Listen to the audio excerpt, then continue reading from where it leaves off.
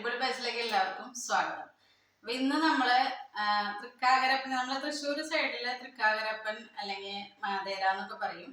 നമ്മള് ഉത്രാടത്തിന്റെ അന്ന്, ഓണം ഉത്രാടത്തിന്റെ അന്ന് വൈകുന്നേരം, നമ്മുടെ ഒന്നാം ഓണം എന്ന് നമ്മൾ പറയുന്ന, മറ്റേത് തിരുവോണം, ഒന്നാം ഓണം ഉത്രാടാണ്. അപ്പൊ ഉത്രാടത്തിന്റെ അന്ന് വൈകുന്നേരം നമ്മൾ മാതേരയ്ക്ക് പൂജിക്കുമ്പോൾ നമ്മള് ഒരു അട ഉണ്ടാക്കും. അതിന് പൂവട എന്നാ പറയാ. ഞങ്ങള് അതില് മധുരോ ഉപ്പോ ഒന്നും ഇടില്ല. വെറും നേന്ത്രപ്പഴവും നല്ല തേങ്ങയും വെച്ചിട്ട് പച്ച അരിപ്പൊടി കുഴച്ചിട്ട് അത് പരത്തിയിട്ട് അതിൽ നേന്ത്രപ്പഴവും തേങ്ങയും വെച്ചിട്ടാണ് നമ്മൾ ഉണ്ടാക്കുക. അതിൽ വേറെ ഒന്നും ഇടില്ല, നെയ്യോ ഒന്നും ചേർക്കില്ല കേട്ടോ. പിന്നെ നേന്ത്രപ്പഴം സെപ്പറേറ്റ് വെച്ച് പൂജിക്കും, ശർക്കര വെക്കും, ഇതൊക്കെ ചെയ്യും. പക്ഷെ ഈ അടയിൽ നമ്മൾ ഒന്നും ചേർക്കില്ല. ഈ തേങ്ങയും നേന്ത്രപ്പഴം, അതിൻ്റെ ഒരു മധുരവും അതിന് നല്ലൊരു ടേസ്റ്റുമാണ് കേട്ടോ. നമ്മൾ വിചാരിക്കും മധുരം ഇട്ടില്ല ടേസ്റ്റ് ഉണ്ടാവില്ല എന്നൊക്കെ വിചാരിക്കും, പക്ഷെ നല്ല ടേസ്റ്റാണ്. അങ്ങനെ ഒന്ന് ഉണ്ടാക്കി നോക്കിയാൽ അറിയാൻ പറ്റും. അപ്പൊ നമുക്ക് അതിൻ്റെ ഒരു ഇതെന്താണെന്ന് നോക്കാം. അപ്പൊ ഞാനിത് പൊടി എത്ര എടുത്തിട്ടുണ്ട്, 2-3 അടയ്ക്കുള്ള പൊടിയുണ്ട്. പച്ചപ്പൊടിയാട്ടോ, ഉണക്കല്ലേരി പൊടിച്ചു വെച്ചിട്ടുള്ളതാണിത്. പച്ചരി എടുത്താലും കുഴപ്പമൊന്നുമില്ല. ഉണക്കല്ലേരി ഉണ്ടെങ്കിൽ ഏറ്റവും നല്ലതാണ്. നമ്മൾ പൂജകൾക്കൊക്കെ ഉണക്കല്ലേരി അല്ലേ കൂടുതൽ യൂസ് ചെയ്യണം. അപ്പൊ നമുക്ക് ഇതിൽ വെള്ളം, പച്ചപ്പൊടി ആവുകൊണ്ട് വെള്ളം നോക്കിയിട്ട് ഒഴിക്കണം കേട്ടോ. അധികം ഒഴിച്ചു കഴിഞ്ഞാൽ വല്ലാണ്ട് വെള്ളമായി പോകും. പച്ചപ്പൊടി കൂടില്ലല്ലോ, മറ്റേ വറുത്ത പൊടിയുടെ പോലെയല്ലല്ലോ. വെള്ളം നോക്കിയിട്ട് നമ്മൾ ഒഴിക്കുക. ഇതിലൊന്നും ഉപ്പൊന്നും ചേർക്കണ്ട കേട്ടോ, ഒരു സാധനവും ചേർക്കില്ല. ഞങ്ങൾ ചേർക്കില്ല. പല സ്ഥലത്തും പല രീതിയാണ്, ചിലർ ചേർക്കുമായിരിക്കും. പക്ഷെ നമ്മുടെ വീട്ടിലൊന്നും അങ്ങനെ കണ്ടിട്ടില്ല.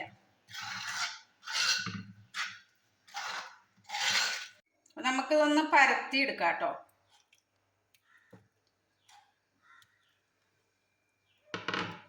ഇല വാട്ടിയിട്ടൊന്നുമില്ല കേട്ടോ, ഞാൻ പച്ചിലയിലാണ് ചെയ്യുന്നത്. വാട്ടണമെങ്കിൽ വാട്ടാൻ കുഴപ്പമില്ല.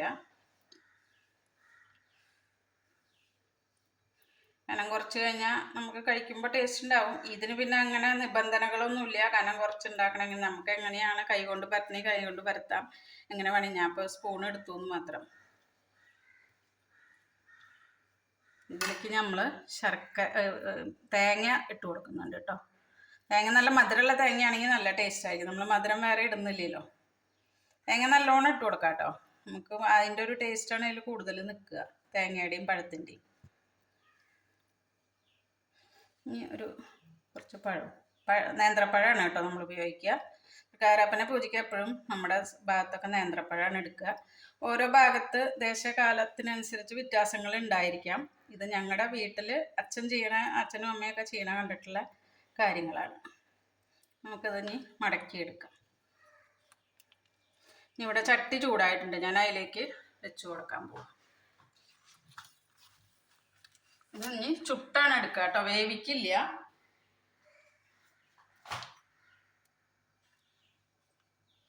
നമ്മുടെ അട റെഡി ആയിട്ടുണ്ട് കേട്ടോ. അപ്പൊ അട എപ്പോഴും ചുടുമ്പോൾ നമ്മൾ എന്താ വെച്ചാല് തിരിച്ചും മറിച്ചിട്ട് കൊടുക്കണം. പിന്നെ ഒന്ന് ഇടയ്ക്ക് വെള്ളം തെളിച്ചു കൊടുക്കണം. വെള്ളം തെളിച്ചു കൊടുക്കുമ്പോൾ എന്താ വെച്ചാൽ എവിടെയെങ്കിലും വേവാത്തത് ഉണ്ടെങ്കിൽ അതിൻ്റെ ആവിയിൽ, ആ വെള്ളത്തിന്റെ ആവിയിൽ വെന്ത് കിട്ടും. അപ്പൊ അട റെഡി ആയിട്ടുണ്ട്. നമുക്ക് നോക്കാം.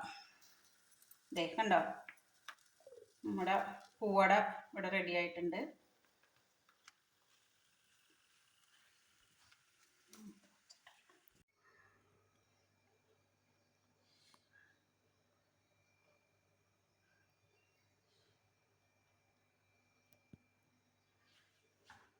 അപ്പൊ നമ്മുടെ ഇവിടെ തൃക്കാരപ്പനെ വെക്കുന്ന രീതി ഇതാണ്. മാതേര തൃക്കാരപ്പൻ എന്നൊക്കെ പറയും. പൂവടയും ഒരു ശർക്കരയും പിന്നെ ഒരു നേന്ത്രപ്പഴവും പിന്നെ ഗണപതിക്ക് ഒരു നാളികേരം കൂടി വെക്കും.